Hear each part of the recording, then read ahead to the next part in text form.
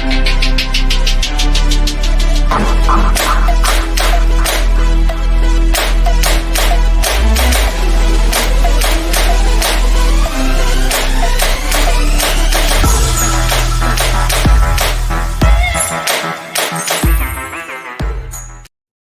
guys, welcome to the Niner Fanatic podcast. My name is Peter Lucas.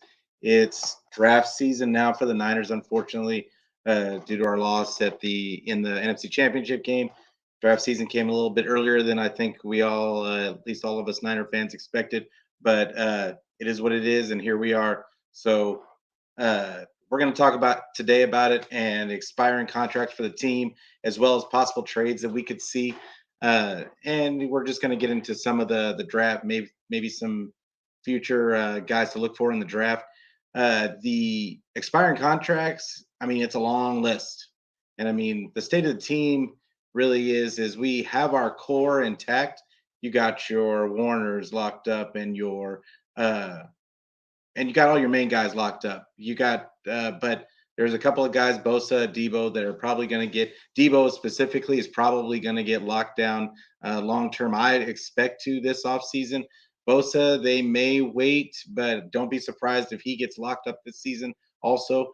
So, but the expiring contracts for this year, and we kind of knew that going into the season. They signed a whole bunch of just 1 year deals because of the cap situation for the league and the fact that it wasn't as high as a lot of people thought, but due to the pandemic and everything. So but it's a long list. I think I'm confident in saying that this team is going to look a lot different come training camp. The main guys going on expiring contracts this year. I mean, number one for me is Jason Verrett. He's going to be 31. Missed the whole season with a torn ACL.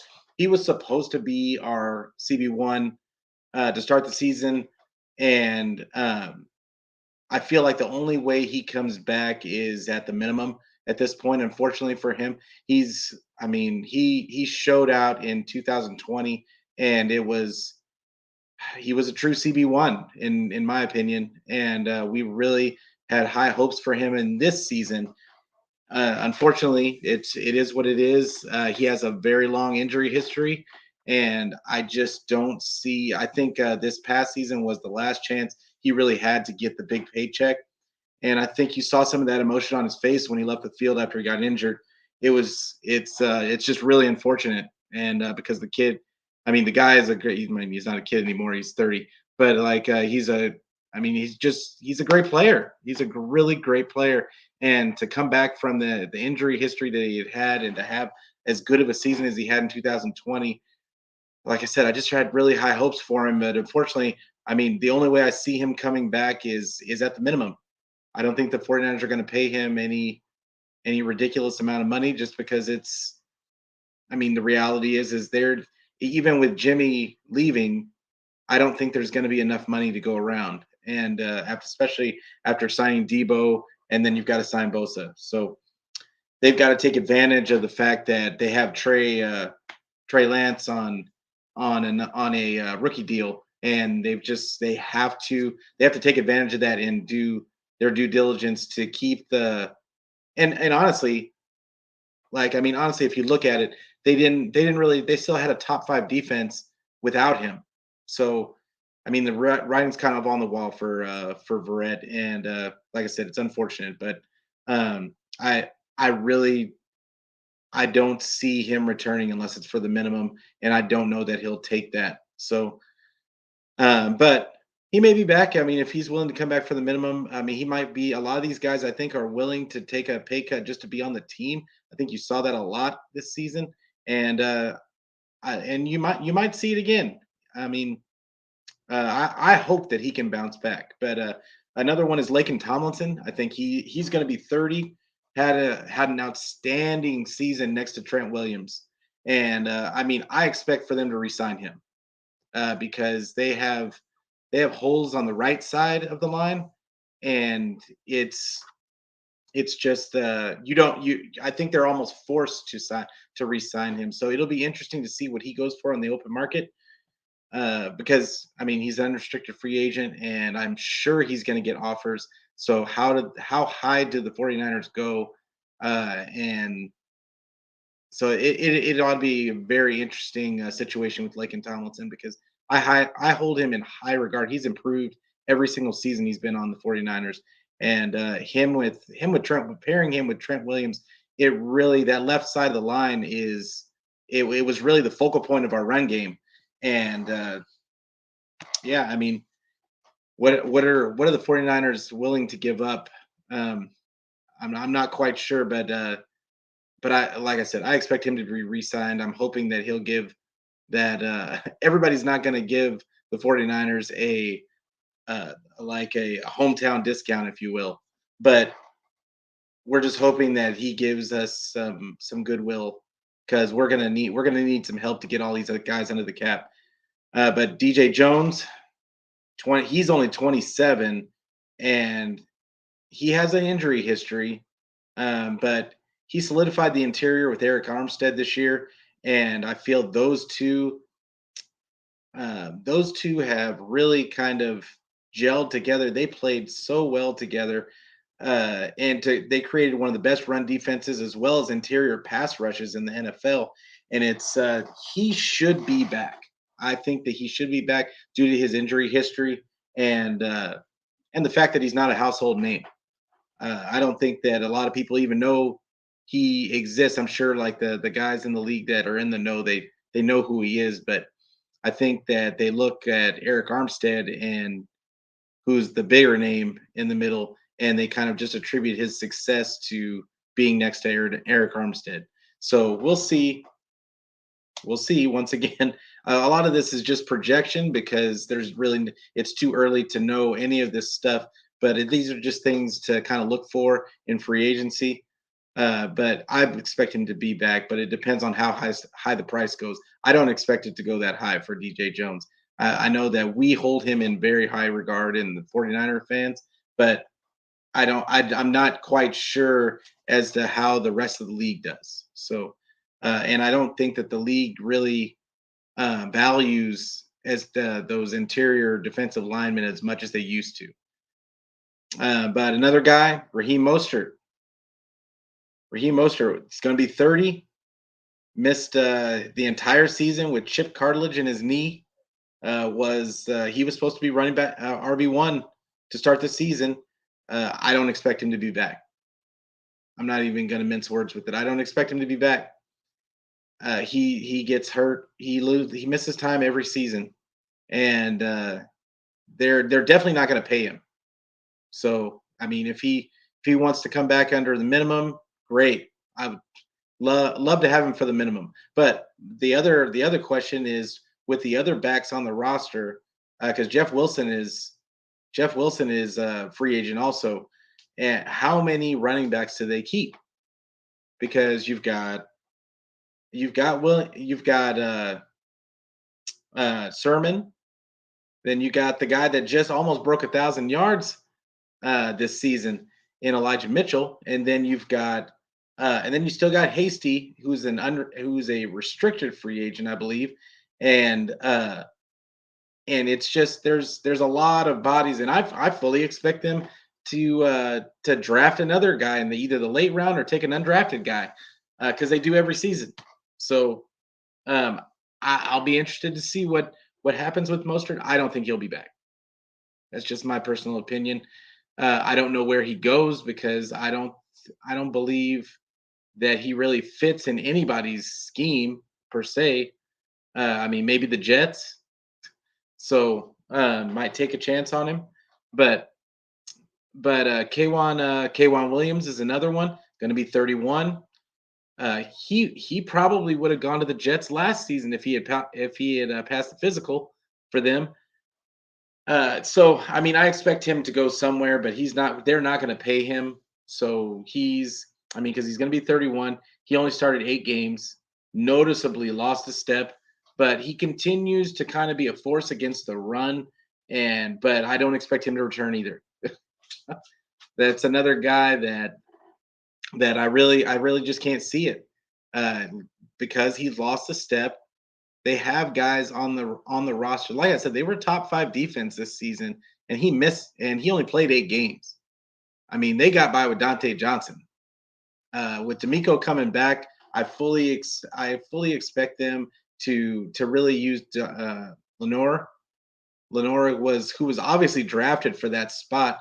I think that him having a full season to kind of sit behind K1 and learn the system, and he had early success and he had some really bad times, but I mean, I think that he's gonna be really good as far as I love his temperament. I love the fact that he has really good instincts. I think that this season of having those hits and misses, and then on top of it, having a chance to just sit and watch for the rest of the season, uh, I think it's gonna really help him in for next season. And I also expect the 49ers to draft another guy in the draft, early or late. I don't really know how they're thinking of it, but the 49ers don't really value corners that way. So I mean, obviously, they went into last season with Jason Verrett and Emmanuel Mosley as their starters, knowing that Jason Verrett is injury prone. And to be honest, Emmanuel Mosley is kind of injury prone at this point. And he wasn't even, I mean, I don't even know how anybody penciled him in as a starter for the fact that he wasn't even starting to end the season in 2020. I mean, I believe Witherspoon was starting in front of him for the last 4 games. So I just don't think that. I think that the 49ers valued their pass rush way more than their corners. And I think if they believe if they get enough pass rush, they just have to have good corners. They don't have to have great corners. So don't look for them to do any major upgrading in that respect. Um, but Kwan Williams, I mean, he really helped out in that run game this season. I think he knew he kind of lost a step in as far as coverage goes, and he really concentrated on helping with the run defense.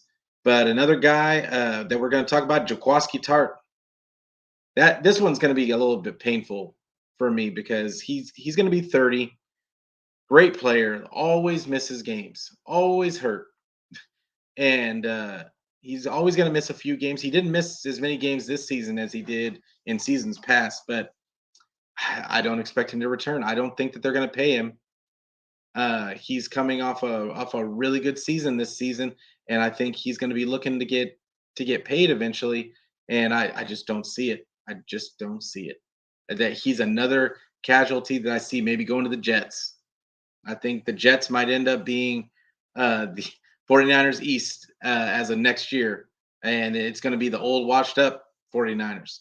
Not that Kwan Williams and Jaquaski Tart are washed up yet, because I don't think that they are. But they're 30. They're on the wrong side of 30, and we all know how that works. And I think the 49ers would be doing the right thing just to go ahead and move on and make that one of their first priorities in the draft is getting a replacement for Jaquaski. I think in that second round level, there's a lot of good safeties that they could replace Tart with, and that in D'Amico's scheme that they could really almost let them learn on the fly. And I think that they'll end up bringing a veteran in just to kind of like help the rookie along. But I fully expect them to draft a rookie for that spot, for that strong safety. And they don't necessarily have to be a strong safety that they draft, because Jimmy Ward in 2020 played a little strong safety when Tart went down in 2020, and they were using Tavarius more as that single high, and then they let Jimmy Ward play more in the box. And Jimmy Ward was really good. I think Jimmy Ward is just versatile. He can do really anything you ask of him. I mean, he came in the league as a nickel corner, so and he's become one of the I would say he's a top 5 safety in the league. I know a lot of people wouldn't agree with me, but I think that Jimmy Ward is a top 5 safety in the league. As far as his versatility, as far as his athleticism, as far as him able to do anything that coach needs him to do and play at a high level.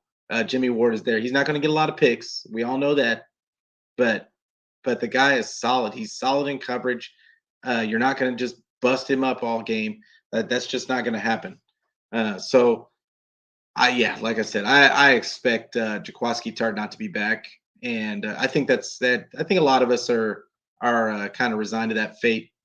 But there's really too many unrestricted free agents to go over every one. But they're going to have to make decisions on Jeff Wilson. Do you bring him back? Because he's a guy you could bring back for cheap, and because I mean, really, would nobody's going to be offering him any big money. Ross Dwelly, he's another guy. I think that they may bring him back for cheap, and and then if they draft, because it's a sneaky position I think in the draft, but I think that they may be looking to get a bona fide number two tight end because I feel like that has been missing in this offense, and I feel it's been missing in their run game. Is that they don't have that other tight end that can really spell George Kittle, and that they can kind of miss like a line and like do two tight end sets, much like the Ravens do. And I just feel like that could open up another part of this run game. But look for Dwelly probably to come back on the cheap, and then he, depending on if they draft a guy or if they sign some veteran, that he may just not make it through camp. So, but the Dante Johnson, I mean, they call him the Barnacle.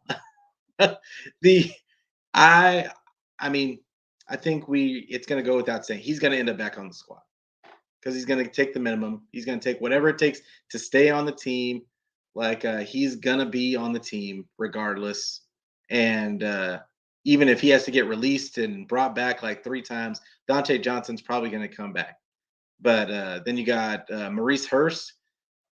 He kind of had some injury issues. Not kind of. He had injury issues all season long. He couldn't stay healthy. So I don't really expect him to be back. But on the flip side, and to be honest, he had the most coming out of camp. I felt like he had the most uh, ability and opportunity to do something in the interior, like on like passing downs.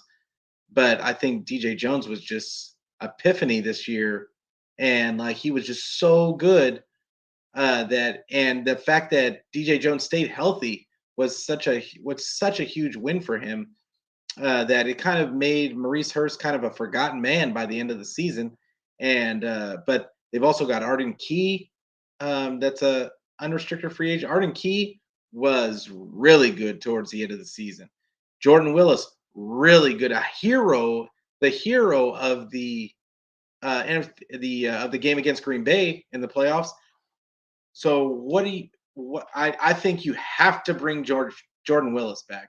That's I mean, even like he's probably going to end up having to take a pay cut to come back because the 49ers are really the only team that he's really stuck with.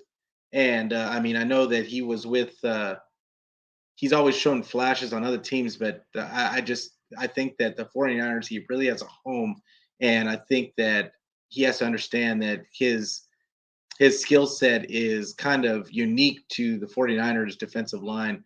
And our same goes for Arden Key. I think Arden Key found his home on the 49ers. So I fully expect them to bring back those two, Arden Key and Jordan Willis. Maurice Hurst, I don't think he's coming back. But Brunskill is another one. Uh, what do you do with Brunskill? Because this man has saved you on so many occasions, filling in for this guy or that guy, filling in at tackle, filling in at guard, filling in at center. He's your utility guy. And while he's not a star and while he struggles at times, I think I think you re-sign him on the cheap because I don't think anybody's throwing in a bunch of money at him. If somebody does, you let him walk. But but because I honestly I think that that Jalen Moore could be the new Brunskill if given the opportunity. But but yeah, if somebody throws some money at him, then you let him walk. But if he'll come back for the cheap, I would take Brunskill back. But I mean, they've got quite a bit of linemen, and they need at least one, if not two more, in the draft or in free agency. It doesn't matter to me which one you do, but I would prefer them to be in the draft just so they can be young and cheap. Like, but if not, like then I mean, you might want to bring Brunskill. It may be tough for Brunskill to come back. The more I think about it, it may be tough for them to re-sign him.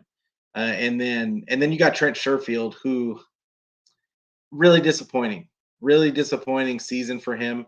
I felt uh, he was going to get the shot that Jawan Jennings got, and it just never materialized for him. And I really blame Jimmy for that. I really think that they're going to bring him back on the cheap. On the cheap, all these guys are going to end up being on the cheap, like if they come back. So I really expect them to bring him back on the cheap, at least to get him into camp and seeing what they have. I think he's a better option than. I mean, I doubt that they bring Sanu back, and he's just old at this point.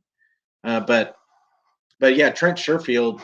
I still feel like there's untapped potential there, and with Trey being the quarterback now and his ability to throw downfield, and who knows what he's going to look like in this after camp in this next season coming up. It just opens up a whole plethora of things that you can do on offense, and I just really I really expect them to bring him back on the cheap. I don't think anybody's going to throw any money at him. So I think it's a perfect opportunity for the 49ers just to bring him back, give him a chance to have just a chance for our team to have a really deep uh, wide receiver core, and because I still expect them to draft a guy that's going to be more like a punt and kick returner type of speed guy, and that should round out the wide receiver core. But that's really what I'm looking for because I mean, I'm sorry, I don't want to see Benjamin back. I do not want to see Benjamin back. I don't want to see Trent Cannon back. Like we need some new blood on that side, and we need some new special teamers.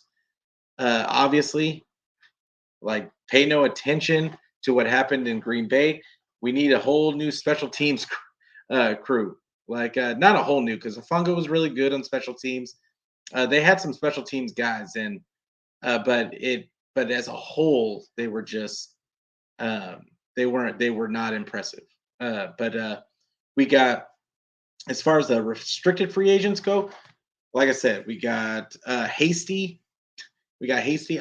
Do they bring Hasty back on a minimum deal?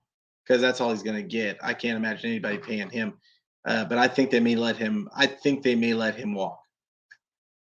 That's just kind of my because he's just not. He's just not special. He's not There's nothing special about him. I once thought he had a nice little zip to him, but I just don't see it. I just don't see it. When Elijah Mitchell comes on the scene and he looks special, and he was a sixth rounder. So I mean, I just don't see this anything special in Hasty. I think you might just go ahead and let him go and try to bring in somebody else and see if you got anything somewhere else. And I mean, he's probably going to be there later if you want to re-sign him just for familiarity purposes. But then you got Aziz, who's a restricted free. They've got to sign him. They've got to sign Aziz. Like that kid is a monster, and he has a real chance this next season to really kind of skyrocket. And then after that season, they may not be able to afford to sign him long term. So I really expect them to bring him back at least for one more season. He may want a deal. He may want a deal. As good as he played this season, he's gonna have probably some offers.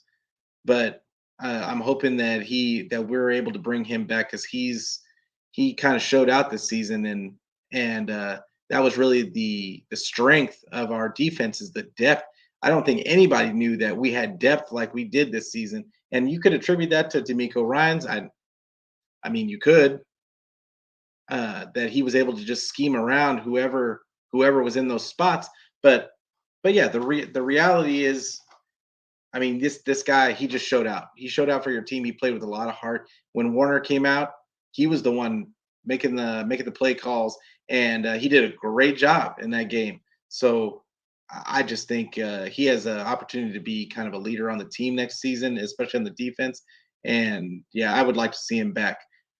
But yeah, once again, it all depends on the money. I mean, he is a restricted free agent, so the 49ers have a chance to match whatever offer, but we'll see.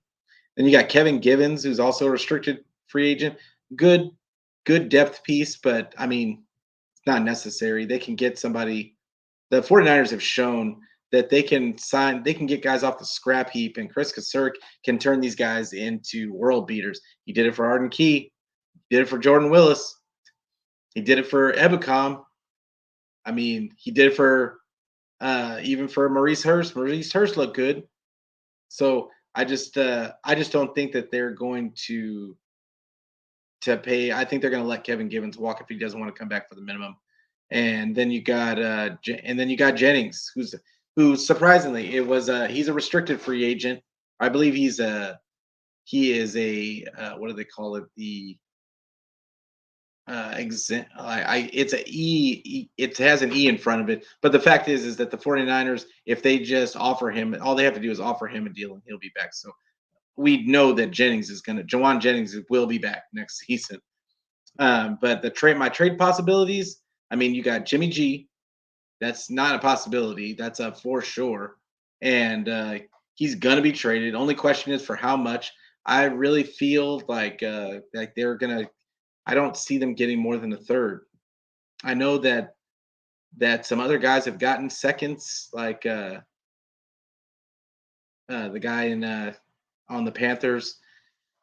But the reality is Jimmy doesn't have the upside that those guys did. Those guys had rockets for arms. Those guys had physical ability. The guys that got traded for seconds and got traded for those higher draft, that was because they had ability. They had physical ability. Jimmy doesn't have physical ability. He lacks arm strength. And then his decision making on top of, if you're going to lack arm strength, you can't have bad decision making, and you can't be a gunslinger and not have a gun. I mean, it's a little, to me, it's a little ridiculous even expecting that much. But who knows? Stranger things have happened. I, but in my opinion, I would not give anything over a third for Jimmy. And if you did, then you don't belong having that GM position. So the only thing I could think of is that, I mean, he's been linked to Pittsburgh, and I think he's been linked. I heard even something about him being linked to the Raiders because Josh McDaniel went over there, or McDaniel went over there as their coach. But what I really don't see that happening, because I mean, Jimmy wants to start. So, and I don't think the 49ers would do him dirty like that. I think he's going to go to a place where he's going to get to start, and I'm really interested to see where that is. But I think Pittsburgh might be a good landing place for him. They want to run the ball. They want to go to old school Pittsburgh, uh, old school Pittsburgh run game and throw the ball when you have to. And they have some studs at wide receivers. So I mean, it's entirely possible. I feel like that they can bring him in and it'd be a serviceable mix. They just need to upgrade their offensive line. That's not up for discussion because Jimmy's not going to be extending plays with his feet. So they bet if they're going to bring anybody that brings Jimmy G in is going to have at least a decent offensive line to give him that 2.5 seconds to get the ball out. But and oh, we want to make sure that we talk about our new assistant head coach that just had I guess we found out about it a couple of hours ago, which is Anthony Lynn, run game specialist and guy that kind of got Justin Herbert going. And I don't think that he was let's say I don't think that he was a great head coach. I don't think he was. I don't know if it was that he wasn't ready, but I don't think he was that great of a head coach. But he's a really good coordinator, and I really think that is going to be an upgrade. And I think now we know what happened to Embry, the tight end coach that had the assistant head coach label. I don't think it. I think that people were jumping the gun a little bit and trying to link it to what was going on with Brian Flores. But I think the 49ers were just decided to make a move and bring in Anthony Lynn, and that they had to make that they had to move that money around to bring him in and pay him. So I think that is a definite upgrade for the 49ers on the coaching staff, especially if we lose Mike McDaniel to Miami. So it's I mean, I think that I think that's a huge move for the 49ers. I think everybody's going to consider that a huge move, and it could really help out. It could really help out Trey.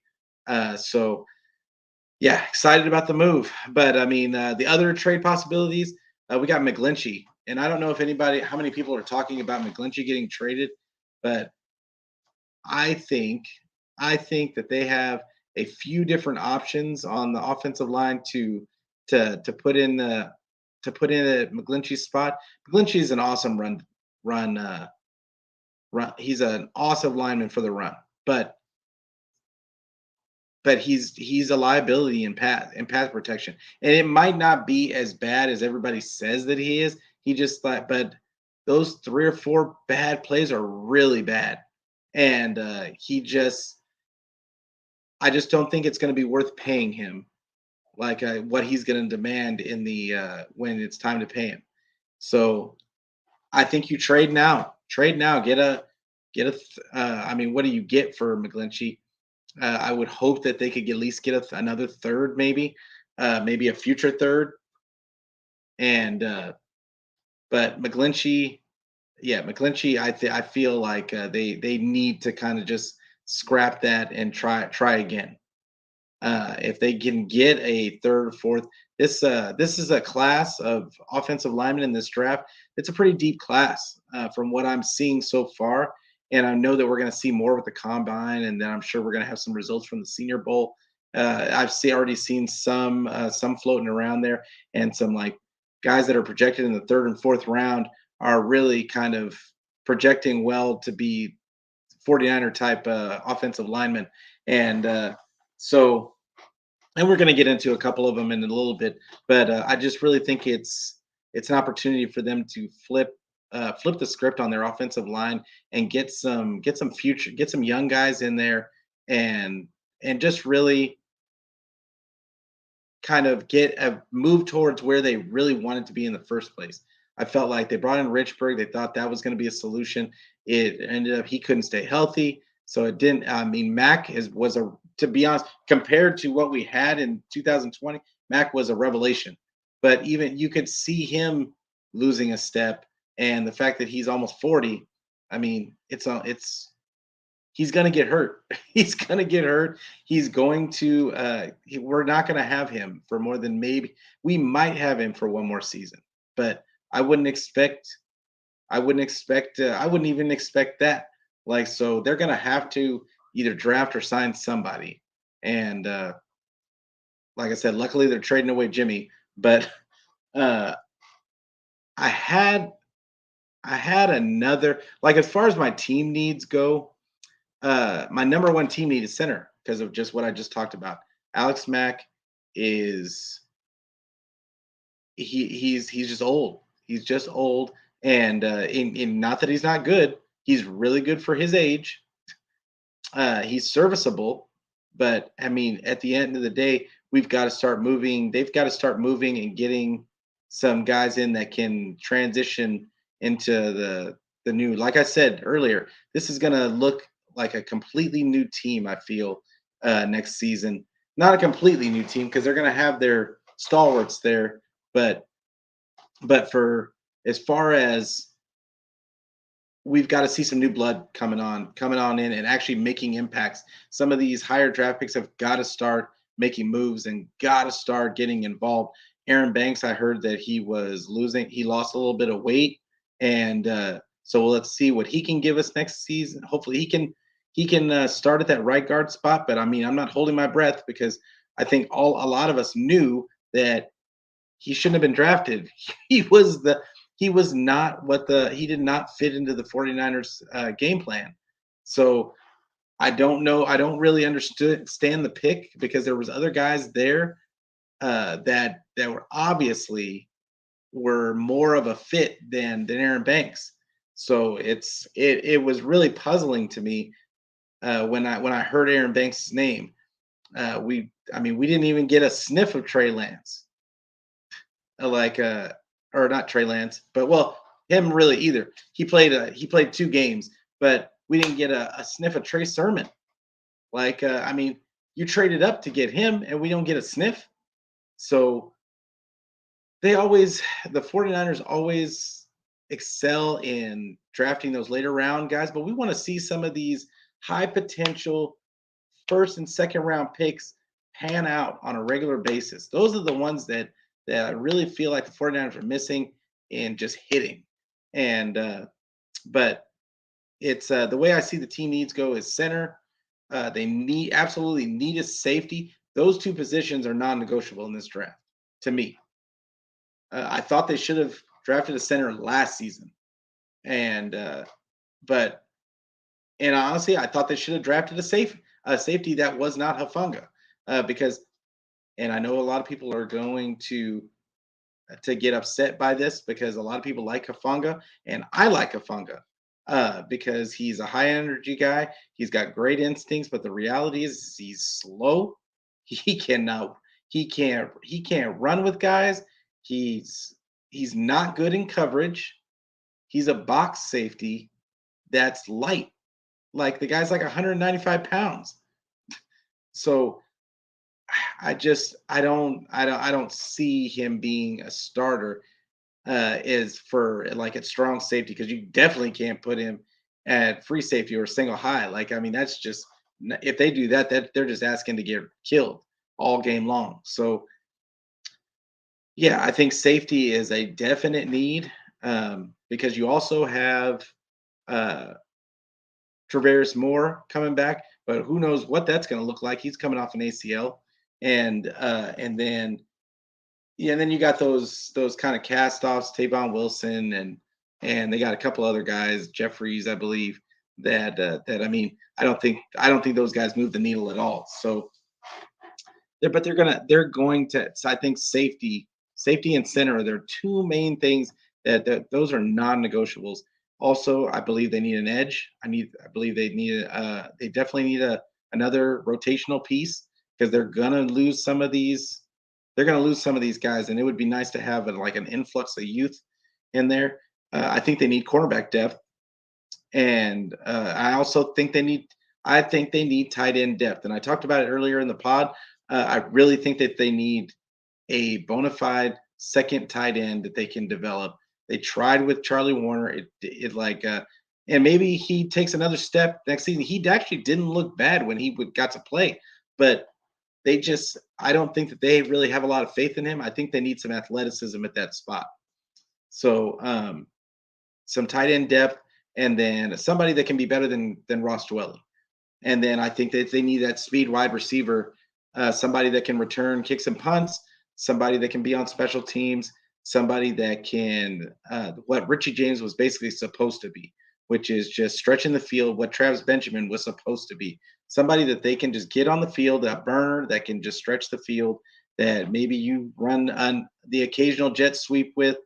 It's just those are the things that I'm looking for in this draft, and in this off season for them to kind of patch up. As far as the wide receiver, the tight end, wide receiver, the center, and the safety and the edge, I fully expect them to cover those in the draft. I think those need to be youth guys. The tight end depth and the cornerback depth, they can do that in the draft. They can do that in the free agency if they need to. I don't think that they have to do that in the draft. But I've got a couple of guys that I'm looking at now that could fill spots, and you could get them later on in those later rounds on day 3. That I think there are some serviceable guys that could be like an Ambry Thomas that just kind of build their way up throughout the season and become pieces by the end of the season. So I'm going to go over a few of the draft possibilities, like some of these guys that I feel like will be in the 49er range as of right now. Let's make it clear that the combine hasn't happened yet. We haven't even finished with the Senior Bowl yet. So a lot of this is going to change. It's going to move up and down. And but these are guys that I'm looking at right now that are kind of on the big board for the 49ers range as of right now. And I mean, I know this is going to flux, but just stay with me and just keep an eye on a few of these guys. The first one I got is Jalen Petrie. Projects to be a safety. I think he played a little bit of everything at Baylor. He played some corner also, but he's projecting to be a safety in the NFL. He's 6 feet, 197 pounds, versatile safety that can line up anywhere. Loves to hit things. Love the nastiness. Great instincts when playing in the box. Like I plays downhill. I love the guy. He can cover, and I think that that's going to be something that he develops over time.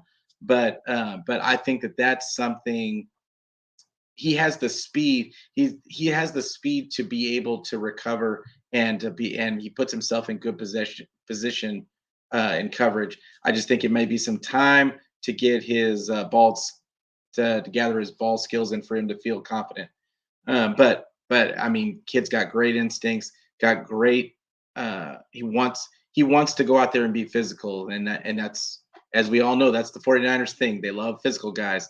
So my second guy that I'm looking at is Donovan West, and I know nobody has heard this name because there's really not much out there about him. I found a couple of articles out there about him, and I watched some tape of him. Donovan West, he's a guard slash center. He's played both guard spots and he played center for Arizona State.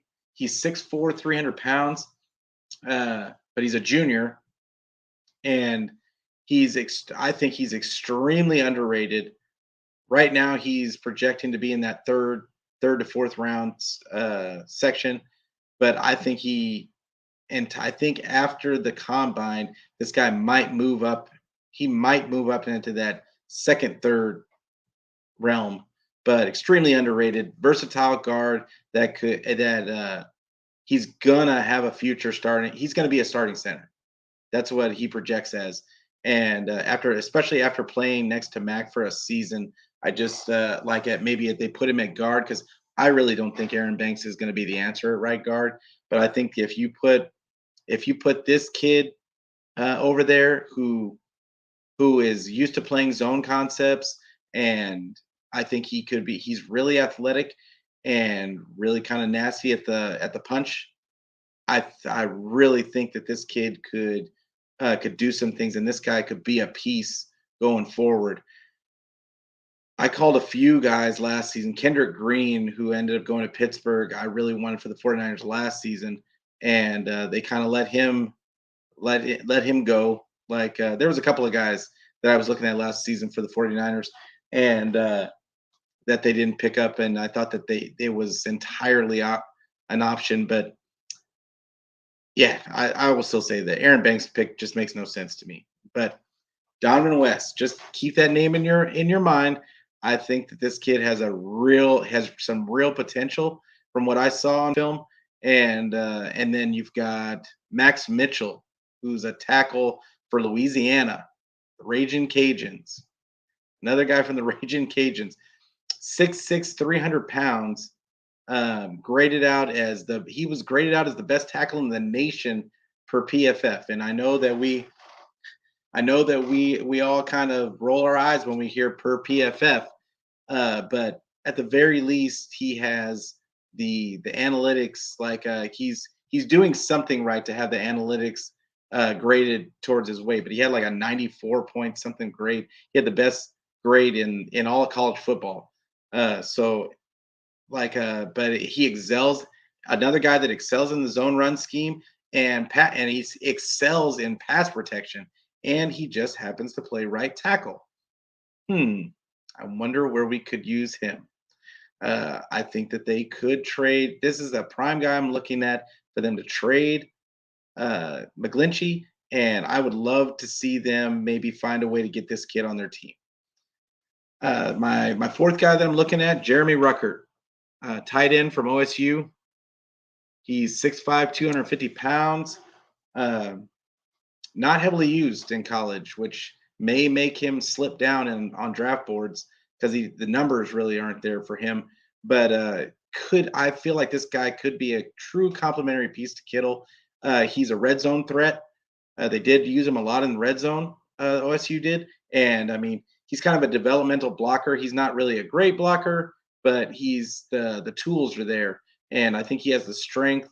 I think he has the athleticism to do it. I think him playing next to Kittle and playing with Kittle, I think could really open up this guy's nasty streak and get him on board with that. So I think he has the mentality for it. I think this kid is going wherever he goes. He's going to be. I think he's going to end up being a monster. So it would be nice to have a second guy to spell Kittle in spots because Kittle has to do so much in the run game, and I don't think he always has enough to. I think that's why he would get hurt. And granted, he didn't get hurt a lot this season, but that was because he just didn't get a lot of usage. Period. He wasn't catching a lot of passes, and but with Trey Lance starting next season, everybody's going to get a few more passes. I think so. I just think that this would be a good piece, a good opportunity for them to kind of diversify the run game and diversify the pass game by adding that second tight end. My fifth guy that I'm looking at is Cam Taylor Britt out of Nebraska. He's a cornerback, 6 foot, 197, versatile, another versatile guy, cornerback that excels in zone. This guy excels in zone in all kinds of zone, but has the ability to play. He has the they say that he has the fluidity to play in man. Like he very rarely plays in man, but the way his body language and I'd be willing and I'd be interested in asking Croc about Eric Crocker about this, but after he gets a chance to watch this kid's tape, but they say he has the ability to play man. He's aggressive against the run and plays special teams, and that's kind of what kind of draws me to him. I think this is the guy that we can get in those later that fifth that might be able to get him in the fourth, fifth, sixth round area where somebody that can play special teams. And I think in those later rounds, we really got to get guys that kind of grade out to play special teams. But my next guy is Tyreek Smith. He's an edge, 6'3", 265 out of OSU. He flashes when I watch him play. When I watch the tape that I on YouTube, he flashes on film. Super quick guy, but plays with power. Pressure. I mean, he pressures at a high rate, but he just needs to refine. I feel like what's being said about him is he needs to refine his technique to get home. Nagging injury history, tremendous upside, and plays the run in the pass. So, I mean, I feel like this is a guy that they could use on early downs, and could kind of be what Ebicom was supposed to be.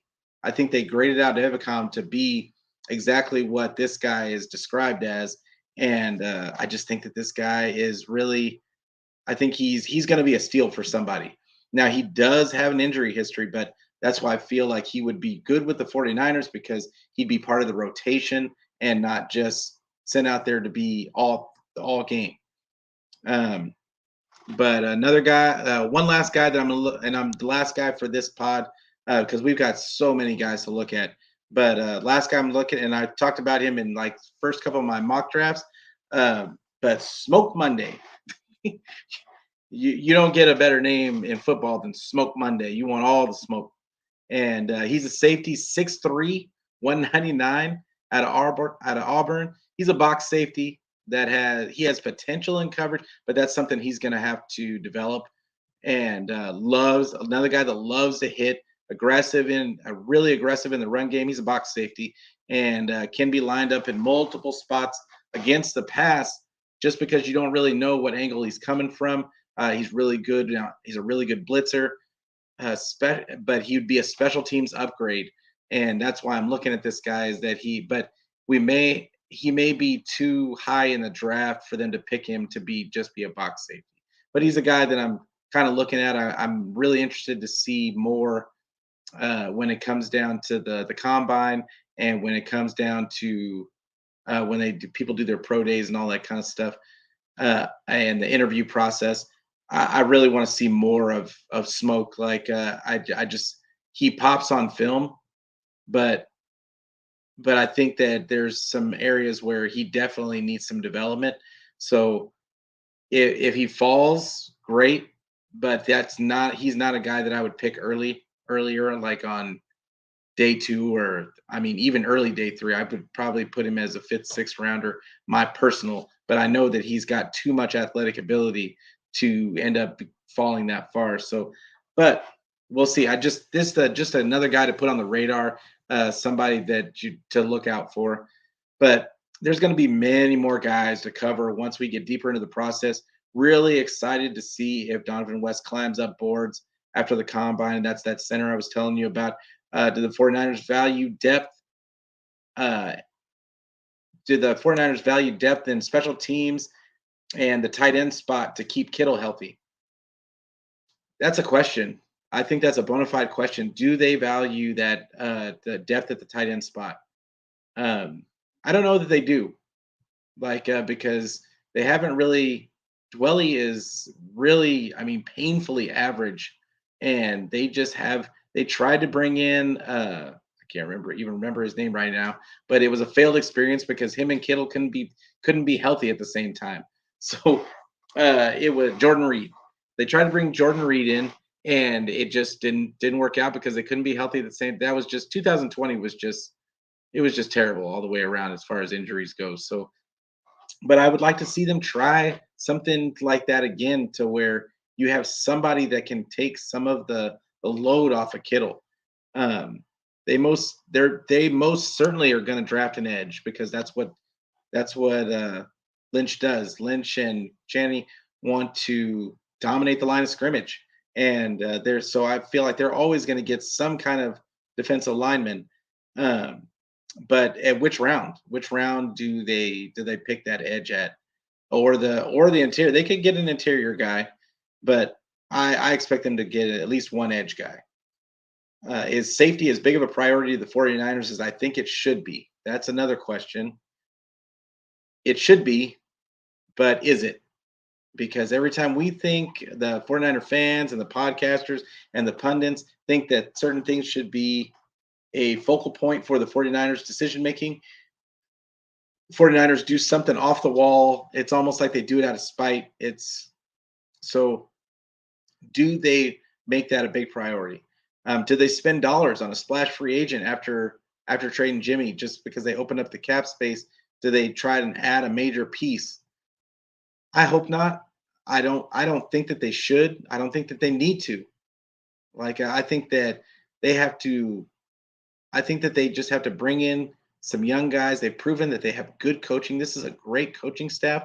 You get some high upside guys that just haven't been had a chance to prove themselves on other teams, and you bring them into the culture. I think that's the main thing for the 49ers. They just got Anthony Lynn, and I just think you bring them into the culture, get coach these kids up, and I think that's what how the 49ers are going to get better, not by bringing in a big splash free agent. I don't think that's how this team works. Um, but I wanted to say there was one more guy that I really is definitely a trade possibility is Kinlaw. I just with his injury history, I don't know how much they would get. He was a first round pick. I think they might be able to get a second or a third for him just because of his potential. But I think that might be a guy that might be on the trade block. Uh, just just because I don't see how he's going to fit if it just depends on what they do with DJ Jones with because then you almost have to move Eric Armstead back out to the edge. And like, I don't think I think they've proven where Eric Armstead's true place is on this team. And I think it would be a mistake. It would be a mistake to do that. So I think that Kinlaw is going to be a prime candidate to be traded. And how much they get for him, I don't know. But because the kid is really a monster, I really don't think he's had a fair shake at trying to prove where he is in this league. But I think he has unlimited potential.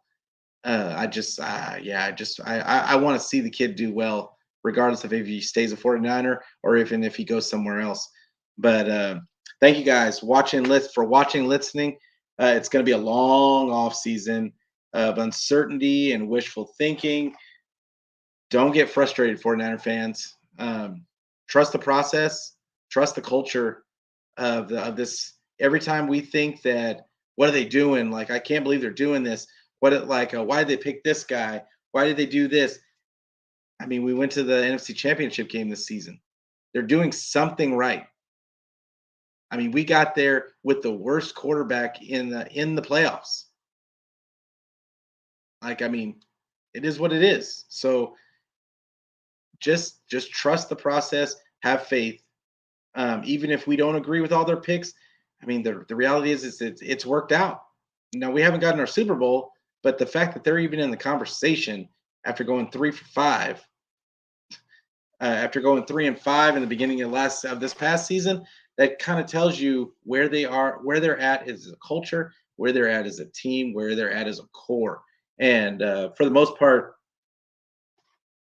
it's worked out. So thank you guys, and like I said I think I posted it to Facebook and to Twitter.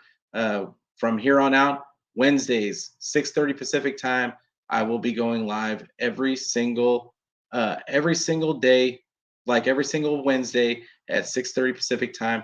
Come in, check it out, like and subscribe. But most of all, I want you guys to give me some comments, tell me how I'm doing, and ask some questions. Get some questions in there. I'd love to see some takes. I'm gonna probably start having some people on. I'm gonna be asking some people. I've got some people in mind that I want to have on. So yeah, I'm really excited about it and going forward. And go Niners.